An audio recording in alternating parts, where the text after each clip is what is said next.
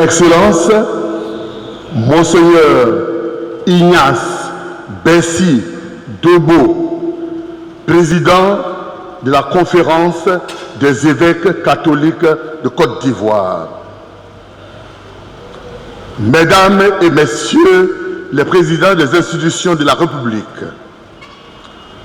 Madame la représentante du vice-président de la République, Madame Flore Kwame, Excellences, Mesdames et Messieurs les ambassadeurs, Mesdames et Messieurs les ministres, Mesdames et Messieurs les responsables des partis politiques, Mesdames et Messieurs les élus locaux, dignitaires guides religieux, révérends pères, fidèles collaborateurs, frères et sœurs en Jésus-Christ, chers compatriotes, ivoiriennes et ivoiriens, hommes et femmes de bonne volonté, je vous salue avec la plus grande révérence et la plus haute considération.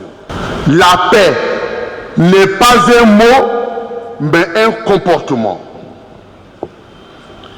La journée nationale de prière pour la paix que nous célébrons aujourd'hui me donne l'occasion de saluer et d'apprécier à sa juste valeur le travail accompli par mes prédécesseurs dans ce vaste champ de la justice et de la paix.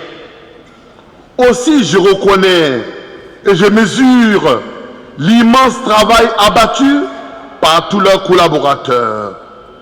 À ces hommes et à ces femmes, je voudrais chanter ma reconnaissance pour leur disponibilité, leur abnégation et leur sens de la responsabilité dans le combat toujours actuel pour la défense de la dignité de la personne humaine et le redressement de toutes les situations sociales qui peuvent mettre en péril la paix si chère à notre Seigneur Jésus-Christ.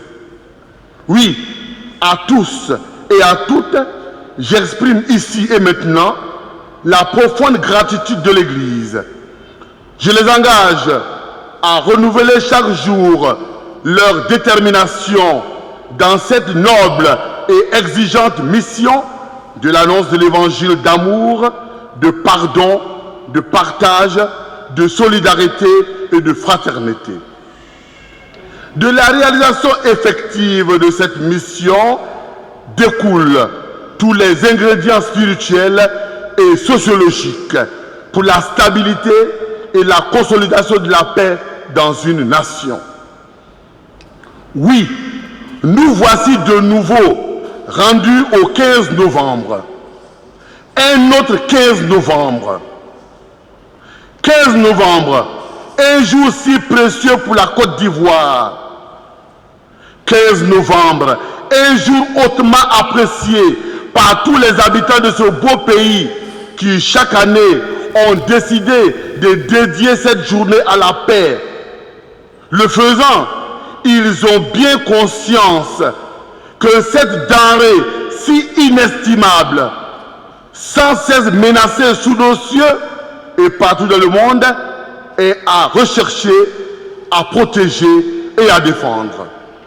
Mieux, elle est à construire patiemment et à consolider au moyen de 1000 efforts, car la paix constitue le terreau fertile non seulement de tout développement socio-économique, mais encore et surtout de toute promotion et de tout épanouissement intégral de la personne humaine. C'est ici le lieu de rappeler à notre mémoire le souvenir d'un homme d'exception, un homme d'une rare densité intérieure, un homme solidement réconcilié avec lui-même par bien des efforts personnels et accordé aux autres, un homme amoureux de l'homme parce qu'amoureux de Dieu, parce que portant l'amour du frère comme une mission politique, j'ai nommé Félix Houphouët-Boigny, père fondateur de la Côte d'Ivoire moderne. Son engagement au service de la paix aura permis à notre pays de faire un bond prodigieux sur le chemin du progrès au bénéfice et des Ivoiriens et des ressortissants des pays frères accourus sur cette terre pour participer ardemment à son effort de développement. Le vieux, comme on l'a affectueusement appelé, a compris avec l'Église que la paix était notre nom du développement quand il disait que la paix est un comportement et non des mots. Oui, le président Félix Houphouët-Boigny, de vénérée mémoire, aura réussi à faire de la Côte d'Ivoire une terre d'accueil pour tous, une patrie d'espérance, d'hospitalité et de vraie fraternité, où la paix devrait constituer une sorte de seconde religion pour tous. Son panafricanisme n'était pas de la théorie, pas de la pratique d'une Côte d'Ivoire first, la Côte d'Ivoire au devant ou d'abord en associant toutes les populations des pays voisins au développement de la Côte d'Ivoire et partant celui des autres pays. Ce qu'on a appelé son égoïsme national consista à construire la Côte d'Ivoire pour entraîner les autres pays. Les Ivoiriens ne doivent pas se voiler les yeux sur cette donnée de l'action pacifique et pacificatrice de Félix Houphouët-Boigny. Il suffit de relire son action politique sous cet angle particulier que la paix a été vécue dans son existence politique comme sociale, comme un devoir pour le développement et de son pays et des autres pays. Comprendre cela, c'est comprendre son souci de paix, son souci de la paix avec laquelle seule se développe une nation. L'Église catholique salue cette initiative de faire concourir tous les peuples africains à la paix et comprend cette promesse politique pour en faire un projet divin. Car notre Église est au cœur du monde et dans l'histoire de l'humanité un instrument de Dieu qui se met à l'écoute de chaque situation qui touche à la vie de l'homme. Et comme le souligne si bien le document conciliaire Gaudium et Spes, dans son avant-propos, les joies et les espoirs, les tristesses et les angoisses des hommes de ce temps, des pauvres surtout, et ceux qui souffrent sont les joies et les espoirs, les tristesses et les angoisses des disciples du Christ. Et il n'est rien de vraiment humain qui ne trouve écho dans leur cœur. Leur communauté, en effet, s'édifie avec des hommes rassemblés dans le Christ, conduits par l'Esprit Saint dans leur marche vers le royaume du Père et porteurs d'un message de salut à proposer à tous. La communauté des chrétiens se reconnaît donc réellement et intimement solidaire du genre humain et de son histoire. Frères et sœurs, il est donc bien légitime que les hommes de notre temps, plus que jamais, aspirent à la paix comme source du vrai progrès et de la véritable prospérité. Cependant, l'on devra s'accorder à reconnaître que la grâce de la paix s'origine en Dieu lui-même. C'est pourquoi l'Église professe et proclame que la paix est un don de Dieu. Pour nous les chrétiens, la paix s'identifie non à une chose quelconque ou une réalité abstraite, mais à la personne du Christ, Fils de Dieu incarné. C'est bien cette vérité absolue que confesse l'apôtre Paul dans son épître aux Éphésiens. En effet, proclame-t-il solennellement, c'est lui le Christ qui est notre paix.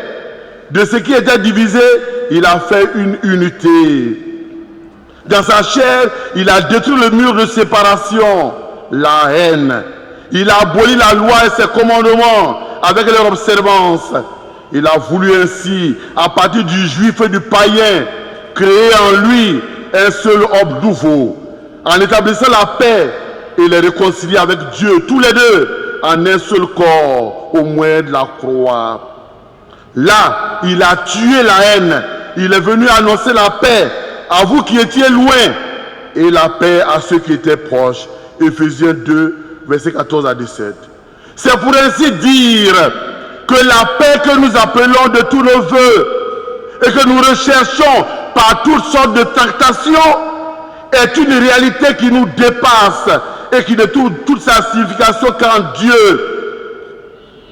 La paix n'est pas simplement l'absence de guerre ou de conflit. La paix n'est pas seulement le fait qu'on ne se soulève pas.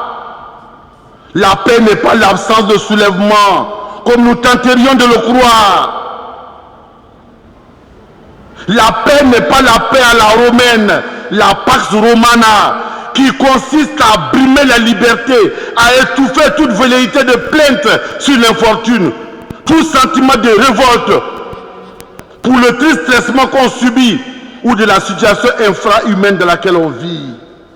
Non, la paix n'est pas là n'est pas la paix, mais la paix, la vraie paix que donne le Christ au lendemain de Pâques est de l'ordre divin. Elle est don de Dieu. Elle est la récompense promise et donnée à tous ceux qui font œuvre de paix à travers leur comportement empreint de fraternité et de charité. Oui, la paix dont il est question ici, audible et compréhensible par tout homme, et qui trouve son fondement en Dieu, se caractérise par la simplicité et la sincérité, par la vérité et l'amour, par la justice et le pardon, par l'ouverture et la tolérance, par le partage et la solidarité dans les rapports interpersonnels et les relations entre les nations et les États. La paix que donne Jésus-Christ se fonde sur la préservation de la dignité de la personne humaine et l'option préférentielle des pauvres, des marginalisés, des malades, tous ceux et celles qui vivent encore à la périphérie de tous les progrès économiques et sociaux qu'offre notre civilisation moderne aux hommes et aux femmes de ce temps. La justice sociale et la solidarité réelle entre les personnes et les communautés sont constitutives de la paix sociale. Et tous les profiteurs, sans doute inconscients de la misère du petit peuple, ainsi que les politiciens qui travaillent pour leur seul avenir, doivent s'éveiller aux possibles conséquences révolutionnaires violentes d'une société en proie à l'abandon et à l'exaspération de sa souffrance. L'Église en appelle à un réveil de la conscience nationale des dirigeants sommeilleux, fauteurs de troubles sociaux et des partis politiques pour entendre ce que l'Esprit de Dieu dit à notre Église et partant à toute la société ivoirienne sur la paix. C'est à cette paix, en Christ sereine et féconde, en joie, à cette paix dynamique et porteuse des fondamentaux de la réconciliation et de la fraternité, que j'invite solennellement le peuple chrétien, tous les hommes et toutes les femmes de bonne volonté, à s'engager avec foi et détermination.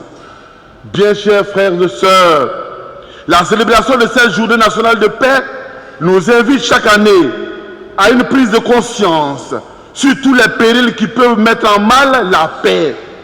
Mais surtout, la célébration de cette journée nous engage à prendre des résolutions fermes pour la préservation de la paix. Aussi voudrais-je me permettre de vous lancer cet appel avec les mots mêmes de l'apôtre Paul. Nous sommes donc en ambassade pour le Christ. C'est comme si Dieu vous exhortait par nous. Nous vous supplions au nom de Christ, laissez-vous réconcilier avec Dieu. C'est donc par le Christ et à travers Dieu que toute réconciliation entre les hommes et les peuples trouve tout son sens et sa solidité. Pour sa part, le pape émérite Benoît XVI invite l'Église d'Afrique dans toutes ses composantes à comprendre sa mission à la suite du Christ comme don précieux. L'engagement de l'Afrique pour le Seigneur Jésus-Christ est un trésor précieux que je confie en ce début du millénaire aux évêques, aux prêtres, aux diacres permanents, aux personnes consacrées, aux catéchistes et aux laïcs de ce cher continent et des îles voisines. Cette mission porte l'Afrique à approfondir sa foi chrétienne. Elle l'invite à vivre au nom de Jésus la réconciliation entre les personnes et les communautés et à promouvoir pour tous la paix et la justice dans la vérité. La réconciliation est donc une mission fondamentale de tous les disciples du Christ qui entendent établir sur terre le règne de paix et d'amour de Jésus-Christ. Pour ma part, je suis persuadé que là où les diplomaties les plus raffinées et les plus persuasives ont échoué à réconcilier les hommes et les peuples, seul le Christ peut nous ouvrir un chemin définitif de paix et de réconciliation. C'est cette vérité que soulignent avec force les pères synodaux quand ils disent « La paix authentique vient du Christ. Elle n'est pas comparable à celle du monde. Elle n'est pas le fruit de négociations et d'accords diplomatiques fondés sur des intérêts. C'est la paix de l'humanité réconciliée avec elle-même en Dieu et dont l'Église est le sacrement. » En définitive, la paix véritable se construit dans un processus qui prend sa source en Jésus-Christ et s'achève en lui. En dehors de lui, toute situation de paix est précaire et fragile. Bien chers frères et sœurs, à ce stade de mon propos, je voudrais m'adresser particulièrement à certaines catégories politiques et sociales de la nation pour leur lancer un appel au nom du Christ. En premier lieu, je voudrais saluer avec déférence les gouvernants de notre pays qui, dès l'accession au pouvoir d'État, ont pris le pouls de la situation. Ils ont très tôt compris que ce qui s'avérait urgent pour le pays après la terrible crise post-électorale, était d'amener les filles et fils de la Côte d'Ivoire à emprunter le chemin de la réconciliation en vue d'un vivre ensemble harmonieux. Ainsi, des actions multipliées ont été menées ici et là pour rendre possible la cohésion sociale au sein des populations. De la sorte, beaucoup de plaies ont été pansées, des cœurs apaisés, et les frères et sœurs ont réappris à se parler, à vivre ensemble. De nombreux exilés ont effectué leur retour au pays. Nombre de ceux et celles internés dans nos prisons ont retrouvé la liberté. Cependant, il ne faut point se voiler la face, car la situation sociale demeure préoccupante. Un malaise profond continue d'exister sur le terrain. Bien que de nombreux ateliers sont organisés à coût de millions ou de milliards pour le retour à la paix, force est de constater que les fruits enregistrés sont en deçà des attentes. Disons qu'une sorte de psychose étreint les esprits et les cœurs. Oui, l'on a peur du lendemain. D'ailleurs, la grande chancelière, la respectée professeure Henriette Diagri-Diabaté l'a si bien perçue qu'elle s'est interrogée en ces termes au cours de la commémoration de la fête nationale le 7 août 2017.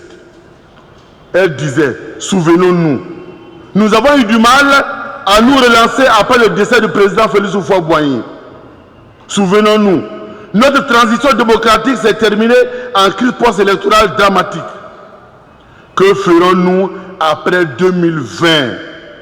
Et que faisons-nous aujourd'hui en 2017?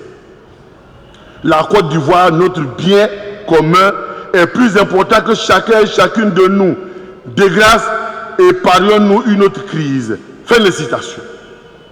Mais comment rendre la paix possible quand des personnes continuent de ruminer leur colère et d'attendre l'occasion rêvée pour se venger ou pour laver l'affront?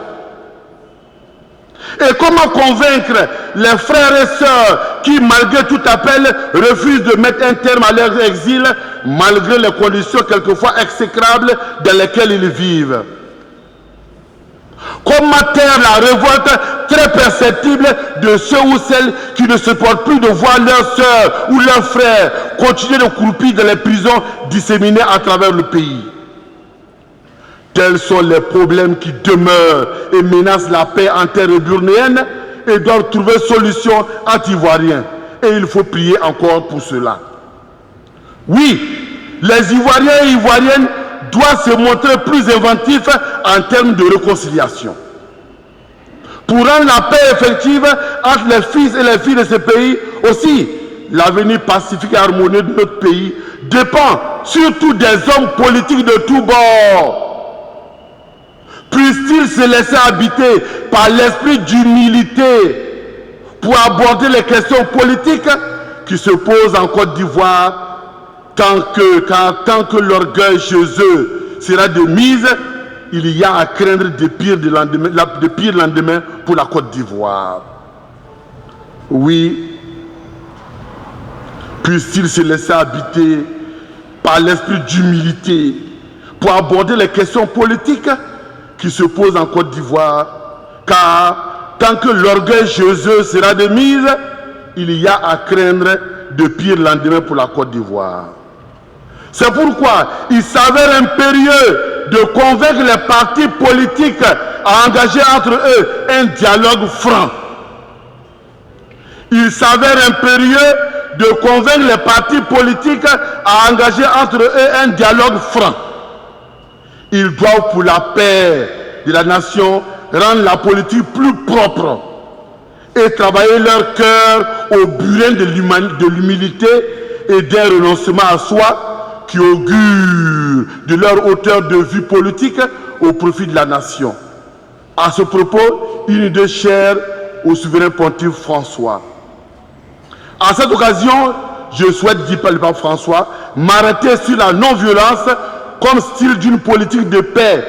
Et je demande à Dieu de nous aider tous à puiser à la non-violence dans les profondeurs de nos sentiments et la non-violence qui guide la manière dont nous traitons les uns et les autres dans les relations interpersonnelles, dans les relations sociales et dans les relations internationales.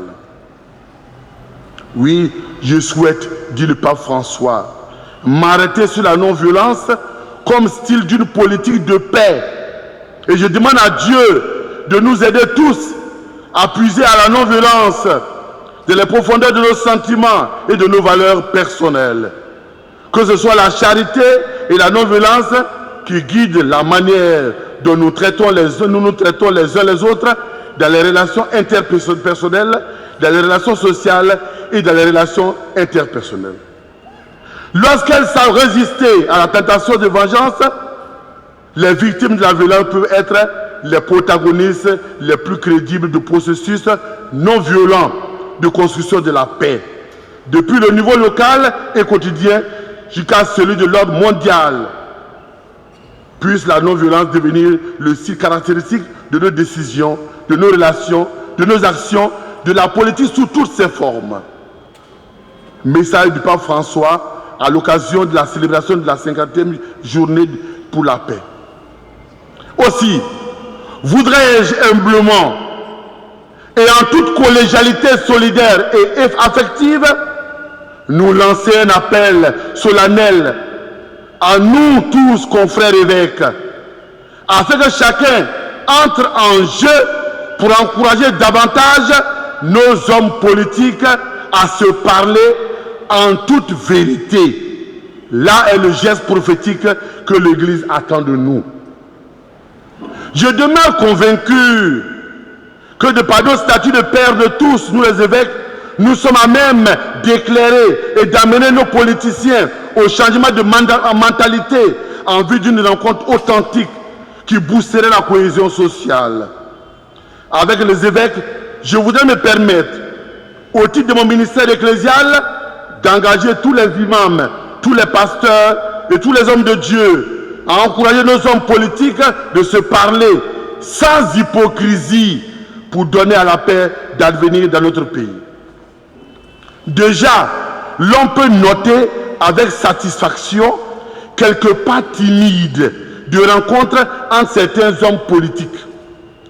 Toutefois, cela ne suffit guère et ne saurait rassurer personne. Toutefois, cela ne suffit guère et ne saurait rassurer personne. Est-ce des rendez-vous sincères ou des calculs politiciens où l'on est toujours prêt à poignarder dans le dos le moment venu? Est-ce des rendez-vous sincères ou des calculs politiciens où l'on est toujours prêt à poignarder dans le dos le moment venu? La question est posée dès. Tous, nous le constatons, l'heure n'est point à la sérénité en Éburnie. Il faut avoir le courage de dire publiquement cette évidence pour avoir le courage de travailler à la paix. En effet, ce n'est point la relative accalmie que l'on enregistre dans la capitale et dans nombre de nos villes qui pourrait occulter la réalité de colère, de rancœur ou de haine entretenue par beaucoup de nos frères et sœurs. Il faut accepter de faire la situation des lieux et travailler à son amélioration par tous les moyens pacifiques. En effet, la situation de guerre ouverte entre frères ivoiriens à Guiglo est là, dressée sous nos yeux.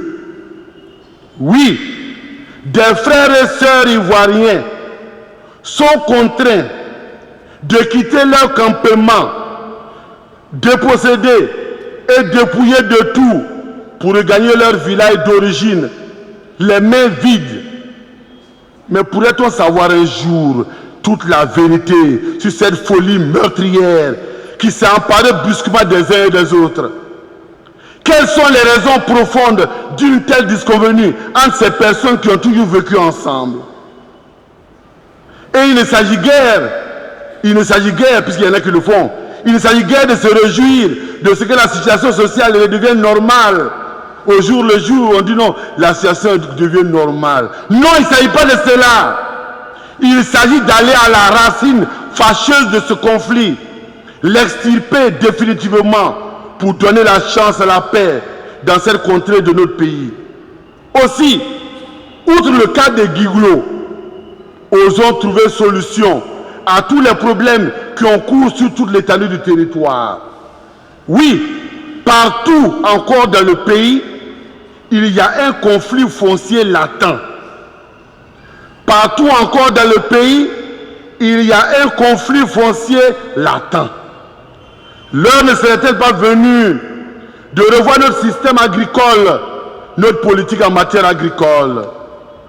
N'est-il pas révolu le temps de défrichage d'immenses surfaces de terrain en vue de la culture de plusieurs hectares de produits de rente qui, en fin de compte, ne produit pas grand-chose?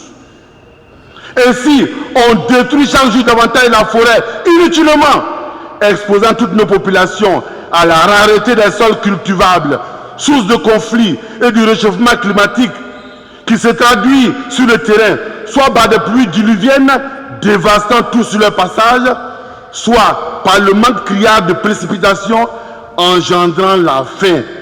Là est le dérèglement climatique préjudiciable à nos populations paysannes. Ainsi, par la destruction de nos forêts, et celles-mêmes censées être classées, avec la complicité notoire de nombre de nos cadres, des cadres Tachiantol, Tchankelao, oui, la complicité des cadres Nyamnikelao, et de certains gardiens de nos forêts, des soi-disant gardiens, qui ne voient pas le bois passer le soir ou dans le corridor.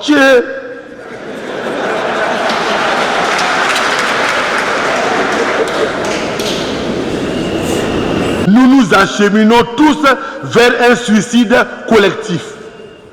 N'est-il pas temps d'abandonner nos méthodes archaïques de production qui ont montré leurs limites pour nous orienter vers de nouvelles techniques, des systèmes nouveaux où l'on utilise moins de terre pour produire abondamment? Par ailleurs, pour éviter qu'un autre cas semblable à la crise survenue à Guiglo, ça appelé au civisme des cadres de nos régions, les Tchankelala, car beaucoup de conflits dans le domaine du foncier sont de leur fait. Les conflits de terre naissent parce que c'est les cardinaux cadres qui les font naître. En effet, beaucoup d'entre eux, beaucoup de nos cadres se découvrent subitement une âme d'agriculteur. Jusque-là, ils ne savent pas qu'ils sont agriculteurs. C'est maintenant qu'ils découvrent l'âme d'agriculteur en eux. Beaucoup de nos cadres se découvrent subitement une âme d'agriculteur et incitent de ce fait leurs parents du village à spolier et chasser d'autres Ivoiriens déjà propriétaires d'exploitations agricoles. Voilà. Ils se découvrent subitement une âme d'agriculteur et incitent de ce fait leurs parents du village à spolier et chasser d'autres Ivoiriens déjà propriétaires d'exploitations agricoles. Ces infortunés sont taxés d'étrangers et contraints à la divagation vers une autre terre d'accueil.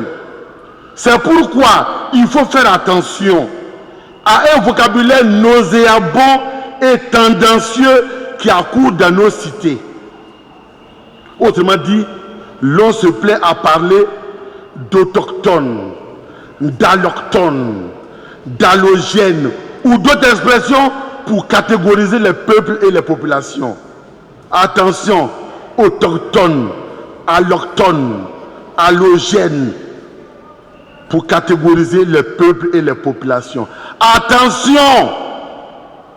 Attention à un récent discours empreint de haine et d'exclusion qui a donné lieu à des blessures profondes que nous peinons à guérir. C'est le lieu d'interpeller nos professionnels des médias, souvent abonnés à de tels propos qui mettent en péril la paix sociale. On dirait que des journaux sont nés dans l'unique but d'embraser le pays et ceux qui les animent trouvent le malin plaisir à offrir aux populations des nouvelles de mensonges fabriqués dans leur laboratoire de honte qui incitent à entretenir un climat social délétère. Dans un tel contexte, la santé des populations devient préoccupante. Il y a beaucoup de gens qui ont eu l'hypertension. En effet, combien sont-ils gagnés par la peur et l'angoisse, développent des maladies qui affectent leur entourage? C'est pourquoi, au nom de la paix, il est urgent d'en appeler à la conscience professionnelle de nos hommes de médias et de culture.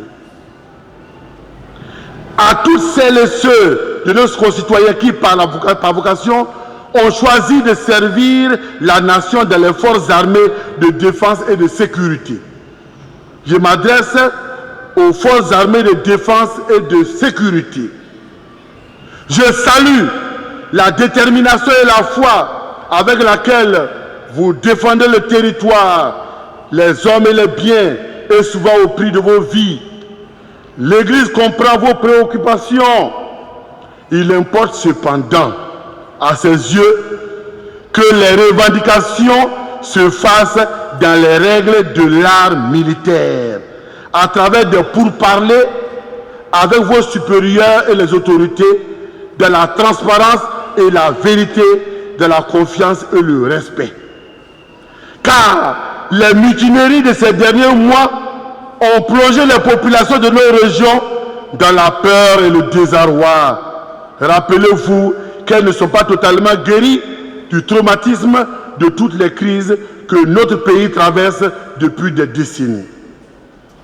L'Église se mêle de ce qui la regarde. Et ce qui la regarde comme mission divine, c'est la paix.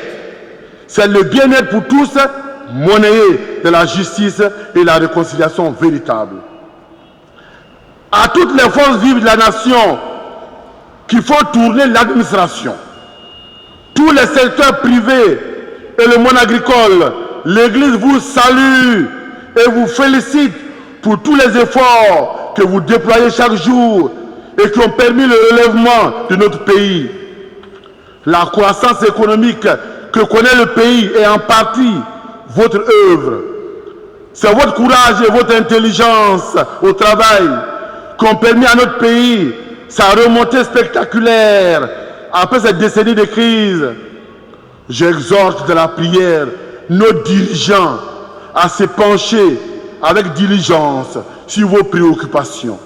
Cependant, je vous recommande des voies moins destructrices que les grèves prolongées pour faire passer vos revendications.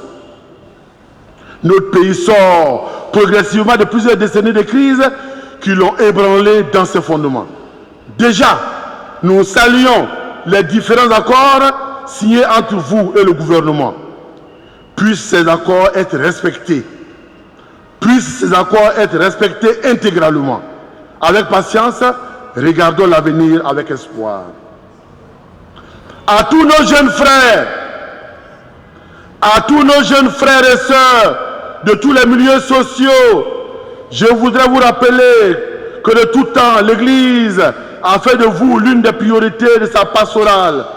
Vous êtes, pour toute la nation ivoirienne, l'avenir et l'espoir de la certitude du progrès et de la prospérité. Je vous exhorte à prendre Christ comme votre compagnon fidèle, car avec lui, vous êtes sûr de ne pas faire fausse route. Écoutez l'Église qui vous parle de vous. Les jeunes constituent en Afrique la majorité de la population. Cette jeunesse est un don et un trésor de Dieu dont l'Église est reconnaissante au maître de la vie. Il faut aimer cette jeunesse. Il faut aimer cette jeunesse, l'estimer et la respecter. Elle aspire profondément, malgré de possibles ambiguïtés, aux valeurs authentiques qui ont dans le Christ leur plénitude. Le Christ n'est-il pas le secret de la vraie liberté et de la joie profonde du cœur? Le Christ n'est-il pas l'ami suprême et en même temps l'éducateur de toute amitié authentique? Si le Christ est présenté aux jeunes avec son vrai visage, ils le voient comme une réponse convaincante et ils sont capables de recevoir le message, même s'il est exigeant et marqué par la croix. Un autre document du magistère de l'Église reconnaît ceci au sujet des jeunes. C'est durant la période de la jeunesse qu'émergent de façon irrépressible et sincère les questions sur le sens de la vie personnelle et sur l'orientation à donner à sa propre existence. Seul Dieu sait apporter une véritable réponse à ces questions. Cette attention au monde des jeunes implique le courage d'une annonce claire. Nous devons aider les jeunes à acquérir l'intimité et la familiarité avec les Saintes Écritures pour qu'elles soient comme une boussole qui leur indique la route à suivre. C'est pourquoi nous avons besoin de témoins et de maîtres qui marchent avec eux et qui les forment à aimer et à communiquer à leur tour l'Évangile, surtout aux jeunes de leur âge, devenant eux-mêmes des annonciateurs authentiques et crédibles. Chers amis jeunes, je vous exhorte à être dans vos milieux respectifs des apôtres de paix et de non-violence. Battez-vous pour exorciser la violence sous toutes ses formes de nos universités, lycées et collèges. Soyez des fervents partisans et artisans du travail bien fait, en développant une conscience positive pour l'amour du travail. Vous allez découvrir la richesse insondable qui se dissimule derrière cette mission de l'homme. Tenez pour vérité divine que le travail est une bénédiction du Créateur qui donne à l'homme la plénitude de sa dignité. C'est donc à juste titre que le pape Léon XIII rappelle ceci. Le travail est droit fondamental et c'est un bien pour l'homme, un bien utile, digne de lui, car apte précisément à exprimer et à accroître la dignité humaine. L'Église enseigne la valeur du travail non seulement parce qu'il est toujours personnel, mais aussi en raison de son caractère de nécessité. Encyclique Rerum Novarum numéro 128. Cette approche divine du travail permettrait à bon nombre de jeunes Ivoiriens de sortir définitivement de la paresse et de l'oisiveté qui sont la raison principale du fantasme du rêve européen qui favorise toutes les tragédies que vivent des milliers de jeunes Ivoiriens et Africains dans le désert du Sahara et les multiples naufrages de la Méditerranée avec leur cortège de morts et de disparus. Pour ceux qui arrivent à atteindre les rives de la terre promise, l'Europe comme terre promise, entre guillemets, le rêve européen d'une vie de prospérité débarrassée de la souffrance se transforme en un cauchemar de désillusion et de détresse. Et ces mêmes jeunes sont obligés de faire des travaux plus pénibles et plus humiliants pour leur survie. Alors les jeunes, est-ce que vous êtes là? Les jeunes sont là? Est-ce que vous êtes prêts à Bara? Est-ce que vous êtes prêts à Bara? Est-ce que vous êtes prêts à travailler ici et non ailleurs? À Bara où? Ici où? En Côte d'Ivoire. Oui, oui, il faut Bara. Car ceux qui, les rêveurs qui arrivent en Europe, découvrent que Dieu, c'est un cauchemar de désillusion et de détresse. Et ces mêmes jeunes sont obligés de faire des travaux plus pénibles et plus humiliants pour leur survie. Êtes-vous prêts à travailler? Êtes-vous prêts à travailler? Je vous admire et je vous fais confiance. Je voudrais exhorter les pouvoirs publics à trouver, ce qui veut dire inventer, le modèle éducatif qui puisse donner à nos jeunes des aptitudes intellectuelles et professionnelles performantes pour le monde du travail. C'est avec le magistère, nous disons que la considération des implications morales que comporte la question du travail, de la vie sociale, conduit l'Église à qualifier le chômage de véritable calamité sociale, surtout pour les jeunes générations.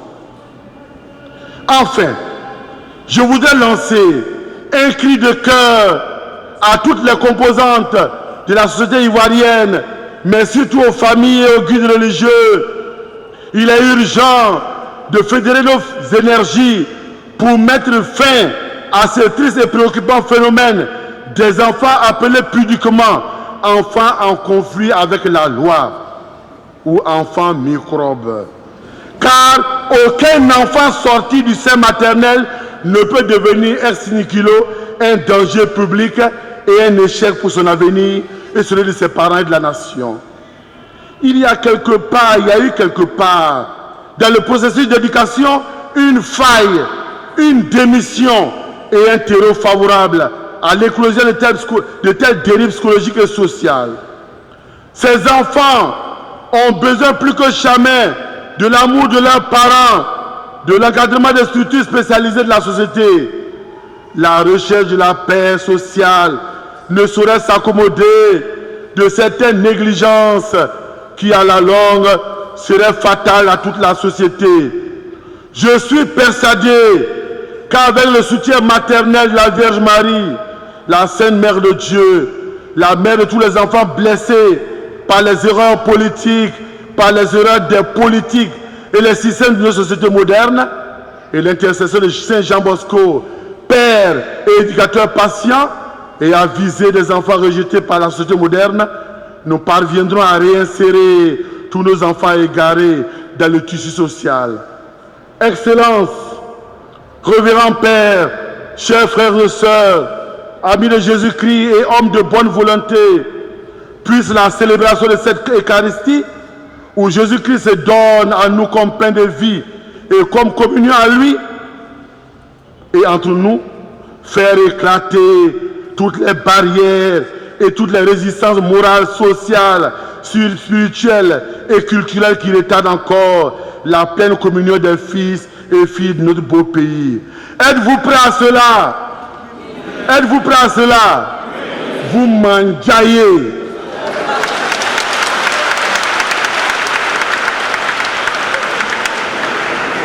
Et que la paix de Christ soit avec vous aujourd'hui, demain et pour toujours, lui qui vit et règne avec le Père et l'Esprit Saint pour les siècles des siècles.